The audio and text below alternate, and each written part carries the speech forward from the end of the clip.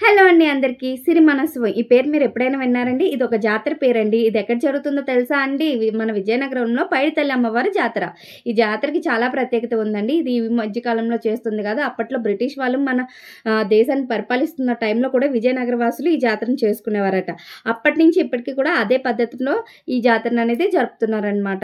ఇది అసలు ఎలా చేస్తారో తెలుసా అండి? ఒక 40 అడుగుల పొడవాటి కర్రను తీసుకొని దాన్ని మంచిగా అలంకరించి ఆ చివరన ఒక కుర్చీలా చేస్తారండి. ఆ కుర్చీలో ఒక మనిషిని కూర్చోబెడతారు.